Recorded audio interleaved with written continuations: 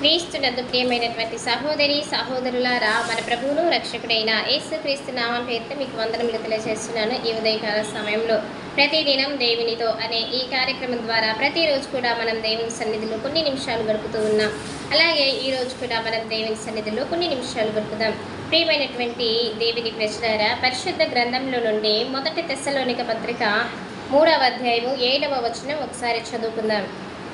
అందుచేత సహోదరులారా, మా ఇబ్బంది అంతటిలోనూ శ్రమ అంతటిలోనూ మీ విశ్వాసమును చూచి మీ విషయములో ఆదరణ పొందితిమి.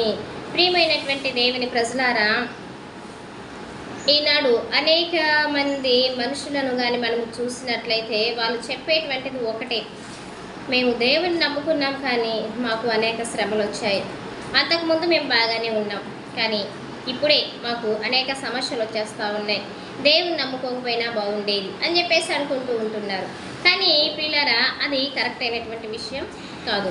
నీ జీవితంలో కొన్ని శ్రమలను దేవుడే అనుమతించి పంపిస్తాడు. ఎందుకు అంటే నీవు ఇంకా విశ్వాసంలో బలపడడానికి, విశ్వాసంలో నీవు ముందుకు కొనసాగటానికి. అందుకే దేవుడు కొన్ని సమస్యలను, చిన్న సమస్యలను మాత్రమే నీకు అనుమతిస్తాడు. నీవు ఎంత సమస్యలో ఉన్నా దానిలో పరిష్కార మార్గాన్ని కూడా దేవుడు చూపిస్తాడు అంటూ ఉన్నాడు. మీరు సహించగలిగినంతకంటే ఎక్కువ శ్రమ మీకు కలగ చేయట్లేదు అంటూ ఉన్నాడు. కాబట్టి మనము ఏ సమస్యలైతే భరించగలమో, ఎంతవరకు మనము భరించగలమో ఆ సమస్యలనే దేవుడు మనకు అనుమతినిస్తాడు. అంతేకాని భయంకరమైనటువంటి సమస్యలు కానీ, మనము భరించలేనంత సమస్యలు కానీ ప్రభు మనకు అనుగ్రహించుడు. కాబట్టి ప్రియులారా, చదవబడినటువంటి వాక్యాన్ని మనం పరిశీలన చేస్తే, అందుచేత సహోదరులారా, మా ఇబ్బంది అంతటిలోనూ శ్రమ అంతటిలోనూ మీ విశ్వాసమును చూసి మీ విషయములో ఆదరణ పొందితిమి. వారికి కలిగినటువంటి శ్రమ అంతటిలోనూ, వారికి కలిగినటువంటి బాధ అంతటిలోని చూసి, వారు కలిగినటువంటి ఇబ్బంది అన్నింటిలోనూ చూసి, అప్పుడు మీకు కలిగినటువంటి విశ్వాసంను చూసి మేము ఆదరణ పొందితిమి.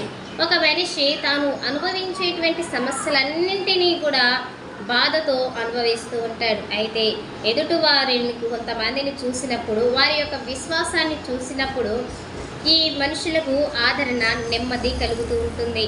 ఎందుకంటే వీరు ఎన్ని సమస్యలు వచ్చినా కానీ కదలకుండా ఉన్నారే, వీరు ఏమాత్రం భయపడకుండా ఉన్నారే అని చెప్పేసి అనుకొని వీరు నెమ్మది పొందుతారు. ఎందుకు అంటే దేవుని కలిగినటువంటి ప్రతి ఒక్కరూ భయం అనేటువంటిది, ఆందోళన అటువంటిది పడరు. వారికి ఎన్ని శ్రమలు వచ్చినా, ఎన్ని కష్టాలు వచ్చినా, ఎన్ని బాధలు వచ్చేసినా దేవుని నమ్మినటువంటి ప్రజలు కాబట్టి వారు దేవునికే వారి సమస్యలన్నీ కూడా దేవుని మీద వేస్తారు. ఆ భారమంతా కూడా దేవుని మీద వేస్తారు. కాబట్టి వారు ఏం చేస్తారంటే అసలు ఏమాత్రం భయపడకుండా, కలవరం చెందకుండా, ఆందోళన చెందకుండా వారు నెమ్మదిగా ఉంటారు. ఎందుకంటే దేవుని యందు వారికి ఉన్నటువంటి విశ్వాసం అలాంటిది. అలాంటి గొప్ప విశ్వాసం కలిగి ఉన్నారు కాబట్టి ఎన్ని శ్రమలు వారి జీవితంలో వచ్చినా కూడా ఎంతో నెమ్మదితో వాళ్ళు ఉంటూ ఉన్నారు. అలాంటి విశ్వాసము ఈరోజు నీవు కలిగి ఉండాలి. అందుకే దేవుడు శ్రమ ద్వారా నీకు విశ్వాసము వస్తుంది అంటూ ఉన్నాడు. కాబట్టి ప్రియమైనటువంటి దేవుని ప్రజలారా, ఈ యొక్క శ్రమల ద్వారా నీకున్నటువంటి విశ్వాసము అభివృద్ధి అవుతుంది. నీవు ఇంకా దేవునిలో అభివృద్ధి చెందుతావు. ఆత్మీయ జీవితంలో ఇంకా ముందుకు కొనసాగుతూ ఉంటావు. కాబట్టి శ్రమ వచ్చినప్పుడు పారిపోవద్దు. దేవుని సన్నిధిలో నుంచి ఎవరు కూడా పారిపోవద్దు. చాలామంది దేవుని నమ్ముకుంటేనే నాకు ఈ శ్రమలు వచ్చాయి, ఈ కష్టాలు వచ్చాయి, ఈ బాధలు వచ్చాయి, కాబట్టి నేను ఎప్పటిలాగానే ఉంటాను అని చెప్పేసి అనుకుంటారు. అది చాలా తప్పు సంగతి. ఎందుకంటే దేవుడు నిన్ను శోధించిన తర్వాతనే నిన్ను సువర్ణంగా మారుస్తాడు.